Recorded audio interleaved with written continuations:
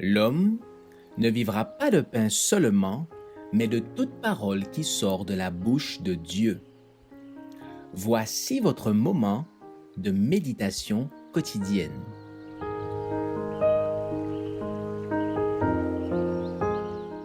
Vous recevrez une puissance.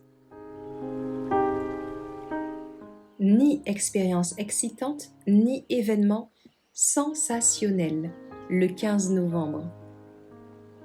En te montrant toi-même un modèle d'œuvre bonne et en donnant un enseignement pur, digne, une parole saine, inattaquable, afin que l'adversaire soit confus et n'ait aucun mal à dire de nous. Tite 2, versets 7 et 8. Le Seigneur a une tâche à vous confier, et si vous écoutez sa voix, vous ne resterez pas dans l'obscurité. Le Sauveur a dit : « Mes brebis entendent ma voix. Moi je les connais et elles me suivent. » Jean 10, verset 27. Elles ne suivront point un étranger, mais elles fuiront loin de lui, parce qu'elles ne connaissent pas la voix des étrangers. Jean 10, verset 5. Je suis certaine que le Seigneur vous révèle chaque jour davantage la perfection et la plénitude de son œuvre expiatrice, afin que votre cœur soit rempli d'amour et d'action de grâce, afin que vous révéliez à autrui cela même qu'il vous a révélé.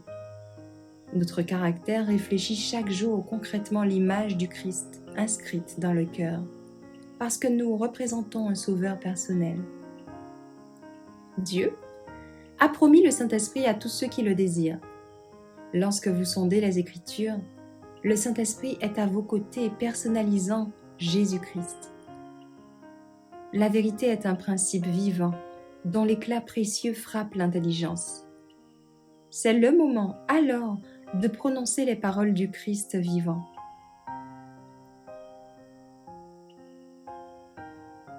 Car nous sommes ouvriers avec Dieu. 1 Corinthiens 3, verset 9.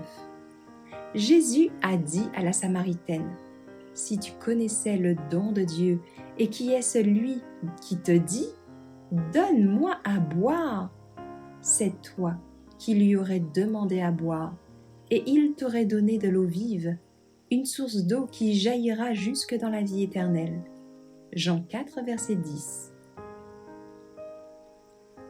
Les chrétiens qui sont imprégnés de l'évangile du Christ, inscrits dans le cœur par le Saint-Esprit, apporteront connaissance, réconfort et espérance aux âmes qui ont faim et soif de justice. Nous ne souhaitons pas créer un climat d'excitation, mais une réflexion en profondeur, afin que les personnes qui auront écouté accomplissent un réel travail durable et authentique, capable de résister jusque dans l'éternité.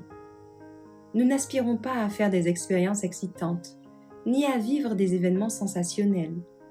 Moins cela nous arrivera, et mieux ce sera. L'étude calme et fervente des Écritures est précieuse et produit du fruit. Tel est le secret d'une prédication efficace, présentant d'une manière si simple et si sincère un sauveur personnel et vivant que les gens ont envie de saisir par la foi la puissance de la parole. Merci d'avoir écouté cette présentation. Assurez-vous de nous rejoindre demain pour votre moment de méditation quotidienne avec lereste.org.